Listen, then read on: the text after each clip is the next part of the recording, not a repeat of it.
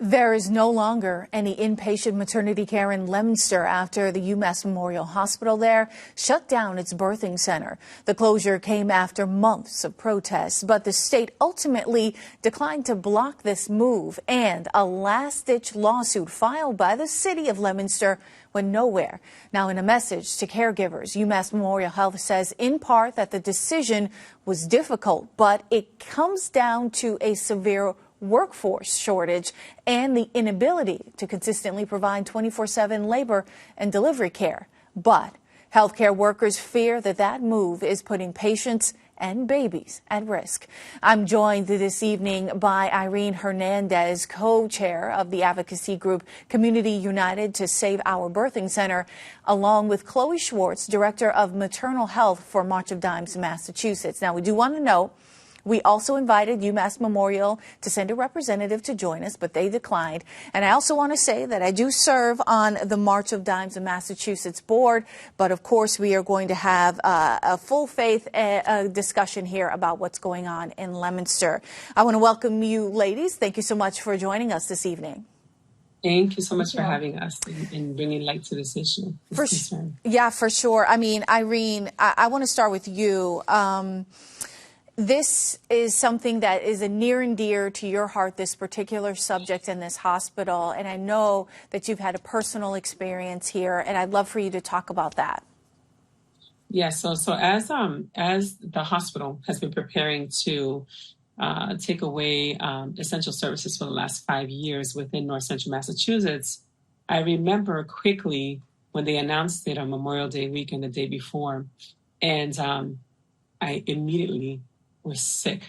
I was sick to my stomach. I was uncomfortable, and I feared for the worst because I remember in December of 2017, my daughter, who was healthy, young, had a placenta abruption, and she was brought via ambulance to Leominster Hospital, and she was hemorrhaging. So as she's being brought to the hospital, she's hemorrhaging, and they had to do an emergency C-section on her. She required 3 pints of blood to keep her alive. And my grandson was born not breathing. So it required a few more experts to be there to save both of their lives. And so when we think about these things, we think about just how quickly tragedy can happen. If the hospital right now, it's not open. So if someone like my daughter comes in right now, you're not going to be able to stabilize them, to send them or life flight them anywhere. And the emergency room is not equipped. They don't have the professionals or the training expertise in how to save a woman or a birthing person's life or the child if the child, is born in crisis, as my grandson was. And Chloe, I know the March of Dimes, and especially in your role, has been following, making sure that there are access to birthing centers, prenatal, postpartum care, and things like that. So when one of these centers close, how does the March of Dimes think about taking care of women and mothers? Yeah, so Crystal, we began reporting on this concept of maternity care deserts back in 2018, and we've released reports every other year since then. And this year, we actually released a supplemental series of reports for each state, DC and Puerto Rico, really delving into other factors just beyond, the physical presence of a birthing hospital or a birth center, but also looking at, average distance based on personal automobile use or a chronic health burden in different counties across the state, across the country. Because all of those factors also impact, what's going to happen in these different healthcare sites. And unfortunately, the trend that we've been seeing even before 2018, but I think was the catalyst for starting to release these research reports, was a trend, and not a good trend, but a trend of closures in maternity care specifically. We've seen almost more than, I think, about 10 closures in Massachusetts alone since 2010, almost an average of 1 per year. And that's a trend that fits with the rest of the country as well. And so every year we're seeing new counties emerge as these maternity care deserts where women and birthing persons just don't have anywhere in their county to go and give birth. And some families in this country are traveling up to 2 hours. And that's if they're lucky. And if there's no traffic and they have their own car, all of which are factors we're paying attention to.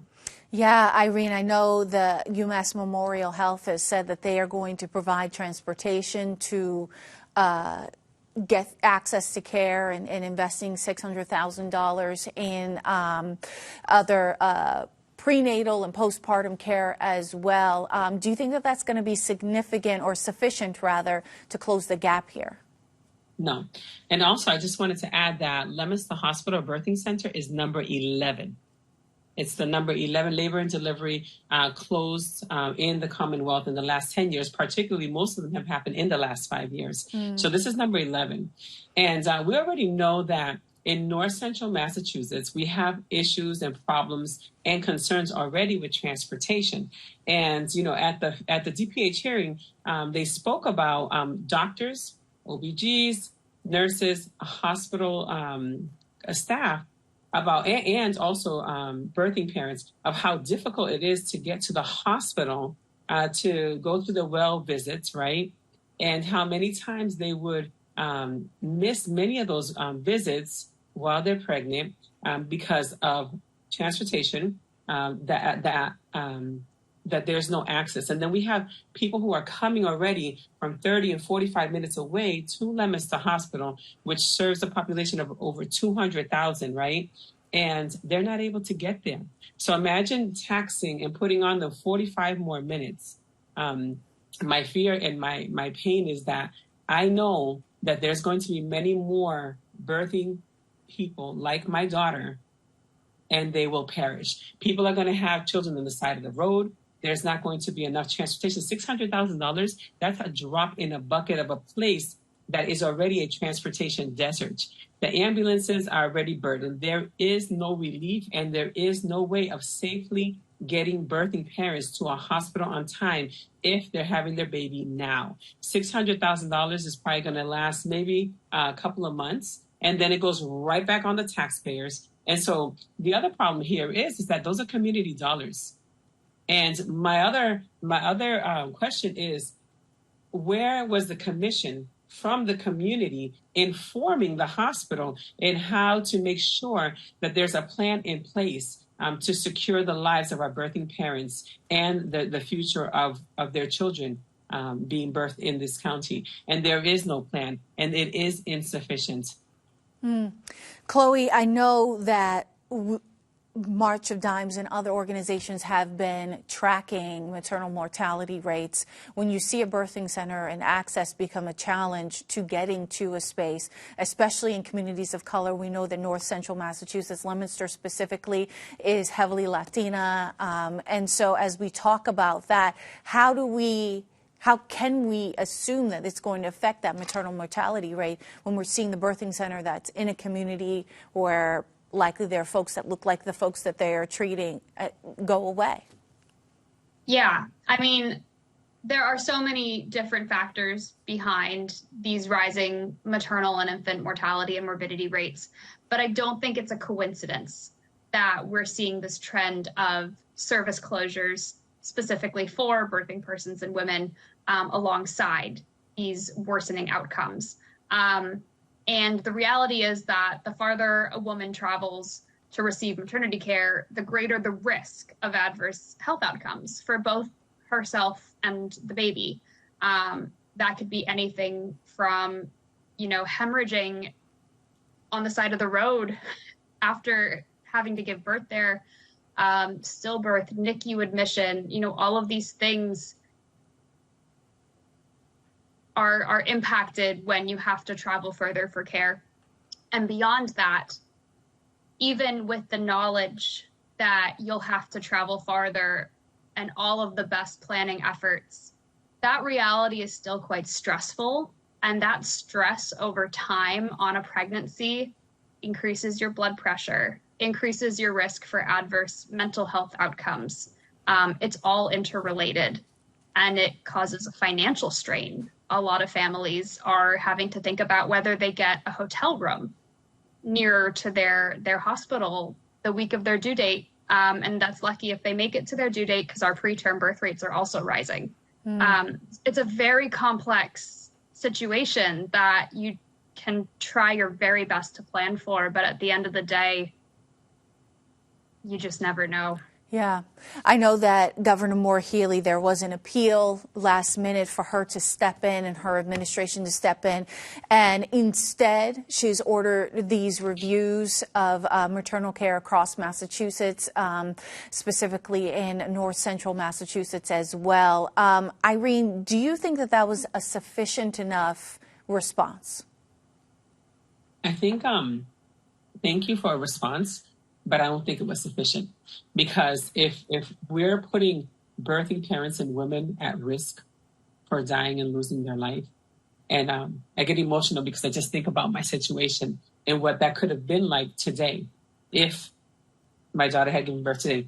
And so I don't think it's sufficient. I think that the governor, especially seeing that in north central Massachusetts, UMass has been taking away essential services systematically, right? And like, we were talking about, it's not by chance, it's by design. It's purposely done. And what happens is it's hurting, the most vulnerable populations, which are the poor people and Black and brown women and families, right? This is when you're removing essential services, what you're causing is this gap in equity, and we're going to die, and we're going to continue to die because there's no access in north central Massachusetts. So I think that the governor, I'm glad that she, is doing something, but it's not enough. I think she gets to use her executive power to create that. And it doesn't get to be a trend just because someone says it's a trend. It doesn't get to be okay. And I think our community needs to understand this is our community dollars, our community hospitals,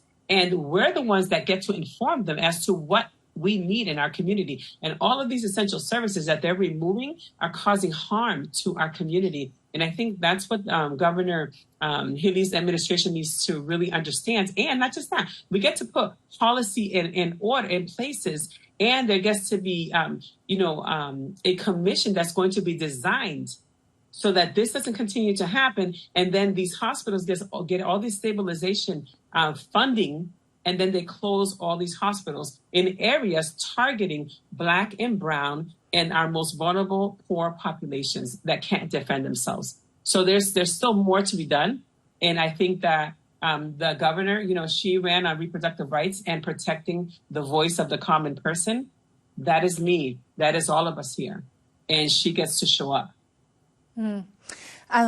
Chloe, I know that the March of Dimes ended up sort of a little bit drug into this fight outside of its mission, of course. But the data from the reports and the research that have been done from the organizations were used by UMass Memorial Health as part of a justification for this closure, in addition to the staffing shortages. And so talk to me about the response from the organization and why it's important that the data be seen specifically in the light that it was meant to. Yeah, I won't lie. I was disheartened to hear that. These reports don't show a positive trend. And just because Massachusetts is very lucky to have higher access to care currently than any other state doesn't mean we want to move in that direction. And so, if I can speak bluntly, the intention of these reports is to prevent future closures and is to help inform policymakers and other officials to better improve access to care. And so it's my hope that it'll be utilized in that way moving forward. I think it's also really important to call attention to the fact that because of the data lag, these reports only go up until 2020. And we know there have been multiple closures in Massachusetts since then. And so they don't paint the most accurate landscape of our current state of access. And I don't think that's appreciated in those conversations either, is that, there is a lag. We saw some foreseen and unforeseen closures since then. The Beverly Birth Center, Brockton Hospital's fire, and a few others. And so, you know, there's a nuance to it that I think gets overlooked. Absolutely. And so much more discussion to be had. I know that the fight is not over for either of you all to make sure that moms and birthing persons have access to prenatal and postpartum care. And there's a lot happening on that front. Irene Hernandez and Chloe Schwartz, thank you so much for your time. Thank you very much. So much for having us.